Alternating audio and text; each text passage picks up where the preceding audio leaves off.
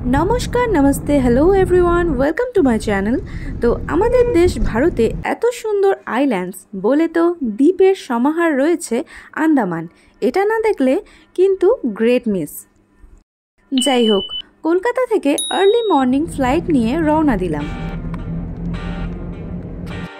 Kolkata two Andaman আমাদের flight fair পড়েছিল 11,000 টাকা থেকে 12,000 টাকার মধ্যে। তবে ট্রেনের ভাড়া তো বাড়তে কমতে থাকে, এটা নিয়ে নো টেনশন।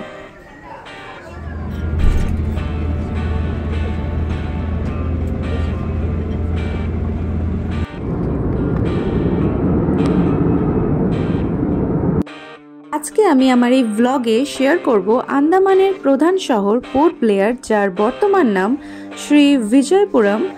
সেখানে আমরা কোন কোন টুরিস্ট প্লেস ঘুরে দেখলাম। তাহলে চলুন যাওয়া যাক আন্দামানের মেন সিটি শ্রী বিজয়পুরম।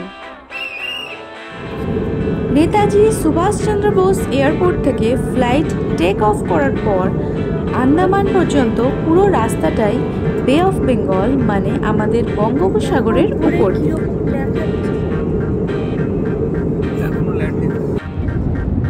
2 ঘন্টার মধ্যেই যখন প্লেনের জানালা দিয়ে দেখলাম বাইরে আইল্যান্ডস দেখতে পাচ্ছি, তখনই বুঝতে পারলাম আমরা পৌঁছে গিয়েছি আন্দামান।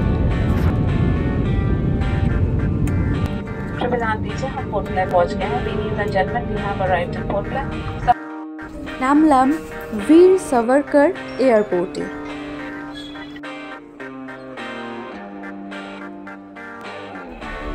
এয়ারপোর্ট থেকে আমাদের পিক আপ করার গাড়িতে করে পৌঁছে গেলাম হোটেলে গিয়ে ফ্রেশ হয়ে ব্রেকফাস্ট, তারপর লাঞ্চ করে বিকেলের দিকে বেরিয়ে পড়লাম পোর্ট ব্লেয়ার ঘুরতে।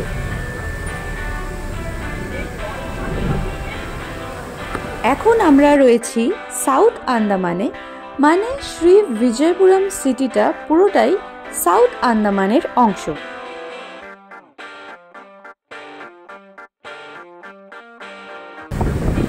প্রথমে আমরা গেলাম করবাইন্স কোভ বিচে।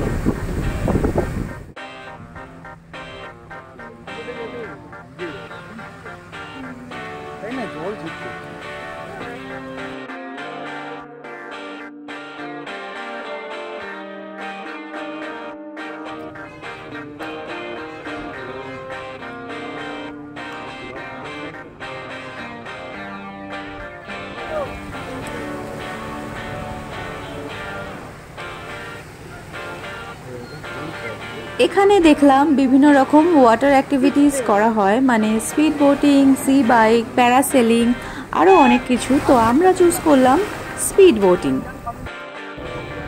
স্পিড বোটে করে এই করবাইন্স কোভ বিচের কাছাকাছি একটা ছোট্ট আইল্যান্ড আছে, সেটা দেখে এলাম।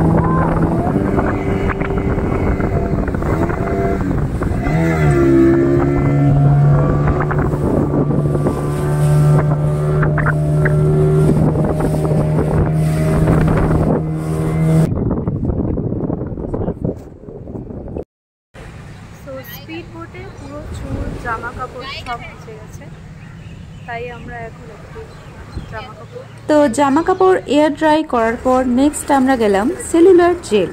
তো সেলুলার জেল হচ্ছে এই পুরো আন্দামানের সব থেকে ইম্পর্টেন্ট একটা জায়গা, মানে আমরা বিশেষ করে আন্দামানকে সেলুলার জেলের জন্যই চিনি।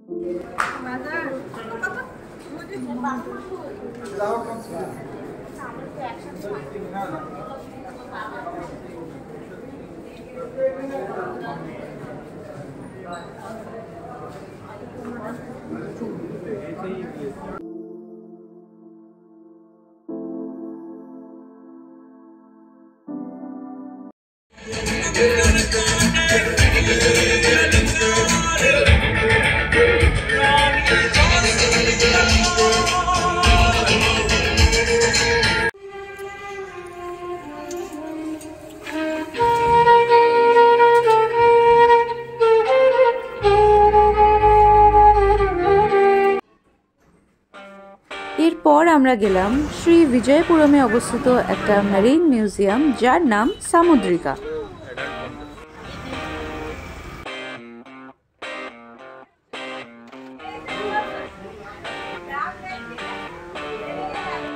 নিকোবর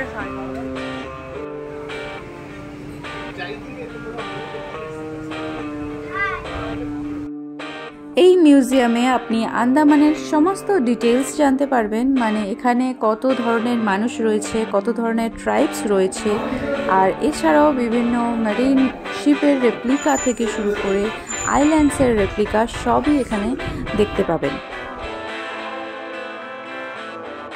এক কথায় বলতে গেলে পুরো হিস্ট্রি, প্রেজেন্ট অ্যান্ড পুরো ডিটেলস অ্যাবাউট আন্দামান আপনি এখানে জানতে পারবেন। এছাড়া ফিশও রয়েছে, কোরালস রয়েছে, মানে এভরিথিং অ্যাবাউট আন্দামান এখানে আপনি পেয়ে যাবেন।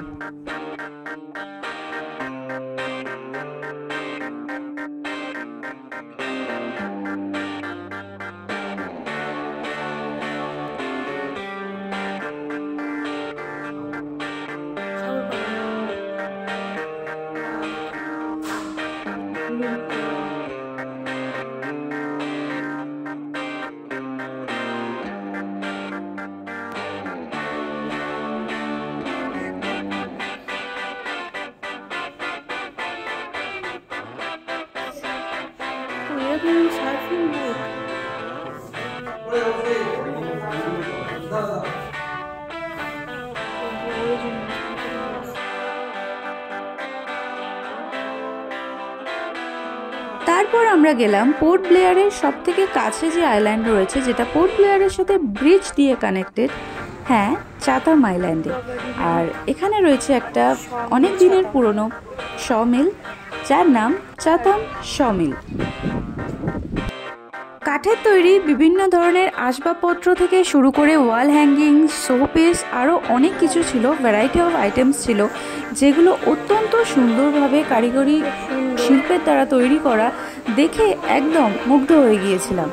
প্রায় 40 বছর পুরনো এই সমিল, যেখানে অনেক ঐতিহাসিক নিদর্শনও রয়েছে, জাপানিজ বাংকার থেকে শুরু করে বম্ব পিট, এখানেও আপনি আন্দামানের কিছু ইতিহাস জানতে পারবেন। এরপর গেলাম পোর্ট ব্লেয়ারের অ্যানথ্রোপোলজিক্যাল মিউজিয়াম, যেখানে আপনি আন্দামান সহ নিকোবরের মানুষ সম্বন্ধে অনেক কিছু জানতে পারবেন। এরপর গেলাম ফিশারিজ মিউজিয়াম, যেখানে আরও অনেক কিছু মেরিন লাইফ সম্বন্ধে জানতে পারবেন। এরপর একটা অসাধারণ সানসেট ভিউ পয়েন্ট দেখতে চলে গেলাম চিড়িয়া টাপু বিচে। তবে সূর্যাস্তের সময় আকাশ মেঘলা হয়ে থাকার কারণে আমরা সানসেট অত ভালোভাবে দেখতে না পেলেও এত সুন্দর লাগছিল জায়গাটা দেখতে, সেটা ভাষায় বোঝানোর মতো নয়, অসম্ভব সুন্দর লাগছিল দেখতে।